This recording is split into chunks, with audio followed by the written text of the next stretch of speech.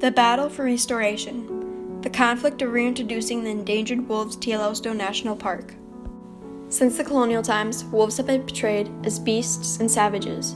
For example, children's books such as The Little Red Riding Hood or The Three Little Pigs, all of which gave off negative impressions about wolves. Wolves were going extinct in the U.S. as a result of the torturous thoughts and actions of people. For instance, in 1884 Montana, where they had a bounty on wolves, where people would receive a reward for killing them. But in 1966, an idea was presented to bring wolves back to Yellowstone. However, there were many controversies, arguments, debates, and protests about this. Not everyone saw the environmental positivity wolves brought us. Reintroducing the wolves took numerous years until the wolves were finally reintroduced in 1995. The conflict between gray wolves and their supporters, including naturalists, against the ranchers and hunters who saw them as pests, put wolves on the brink of extinction. The reintroduction of wolves was a developing compromise that later led Yellowstone's ecosystem to flourish. In the Bible, New Testament, Matthew 7:15, they state, "Beware of false prophets which come to you in sheep's clothing, but inwardly they are ravening wolves." Perhaps the breaking point was when King Edward, in the 10th century, allowed citizens to pay taxes with wolf heads, or when a penny per wolf was instituted by Massachusetts Bay Company in 1640, where the price was up to 40 shillings. Even Native Americans, who idolized and preserved wolves, began to use their bounty to their advantage. Wolves were leaving the earth in the blink of an eye.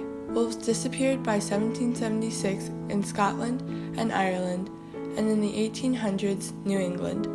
Humans did not always kill wolves directly with guns or traps.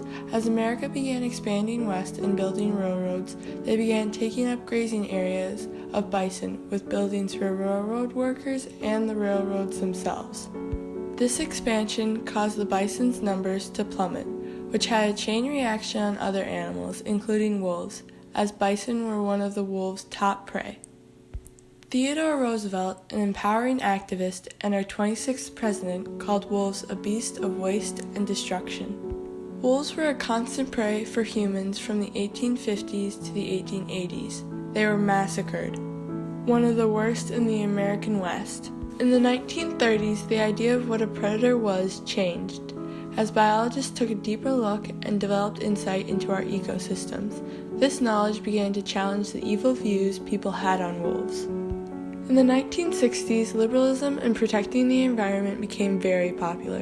In 1972, Clean Air and Water Acts were commenced. In the 1970s, the first Earth Day was celebrated, an annual awareness day for our environment and ways to limit waste and grow more greenery.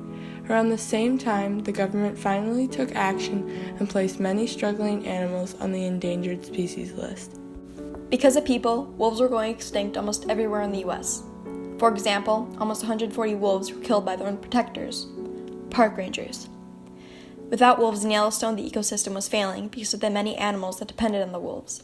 The coyote population was expanding thanks to coyotes' top predator being the wolves.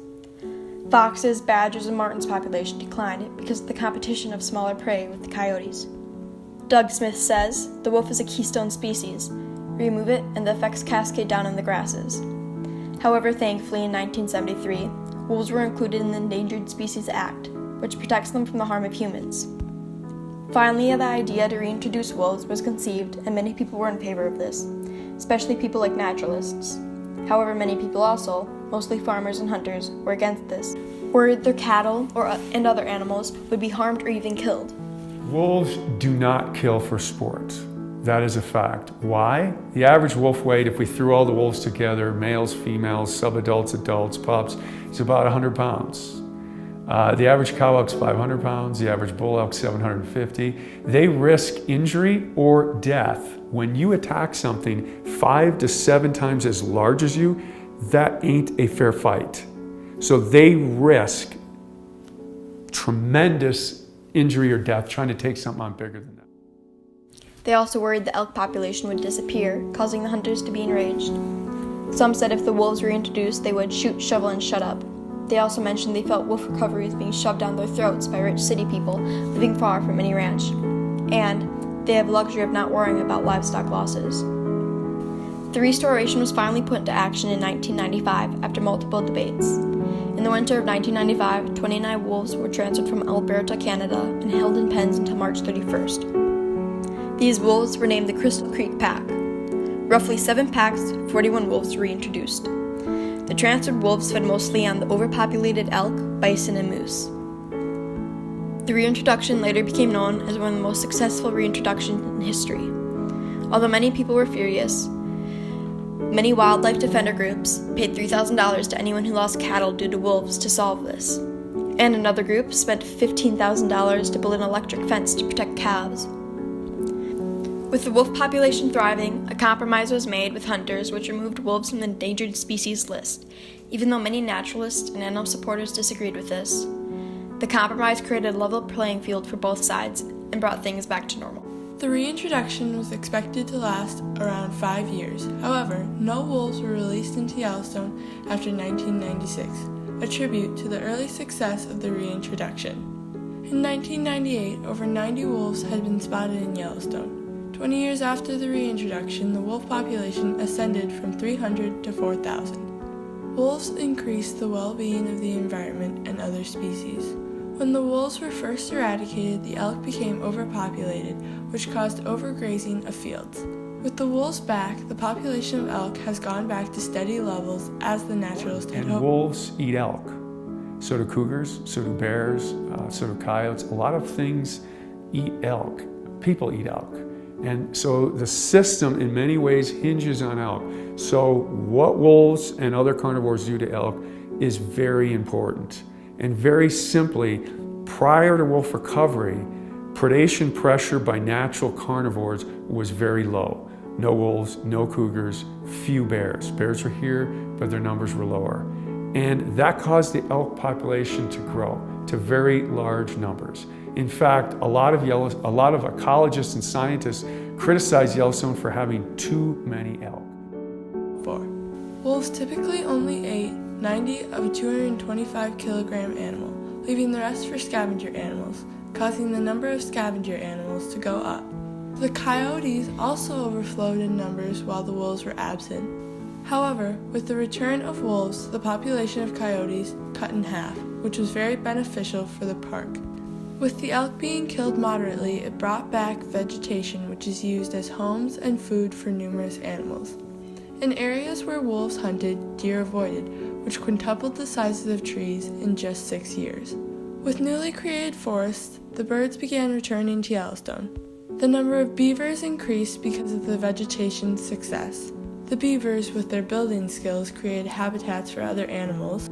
The number of mice and rabbits increased because of the decrease in coyotes. Other predators of the mice and rabbits, like hawks, weasels, foxes, badgers, ravens, and bald eagles, numbers increased as well. Bears' population rose because they were scavengers off the wolves' previous meals, and due to the bears eating more meat, there are more berries available for other animals. However, one of the truly fascinating things is how the wolves changed the rivers. When they came back, rivers became more narrow, new pools formed, and more riffle sections developed, all of which is very positive for the environment and different species. The wolves creating new forests stabilized the riverbanks, creating a more thorough, narrow, less eroded river. Gray wolves were quickly going extinct throughout the U.S. since the late 1800s. This problem was given a resolution with the reintroduction of wolves. Many people disliked this idea and made sure to express their irritation. Compromises had to be made before the wolves could reintroduce to the Yellowstone ecosystem. When the wolves were reintroduced, the Yellowstone environment showed an almost immediate reaction and developed into a lush wilderness. Farmers saw this differently, however. They were furious with the slaughtering of their livestock, and in return, solutions were made to fix this. Multiple wildlife defender groups became involved when they offered compromises, like paying the farmers for the lost cattle. The conflict between defenders of wolves and others that disapproved of the wolves was an ongoing disagreement for many years. Many different solutions were made to create compromise between the two different groups until both sides were nearly satisfied. Although today not everyone agrees with it, the wolves are back and here to stay.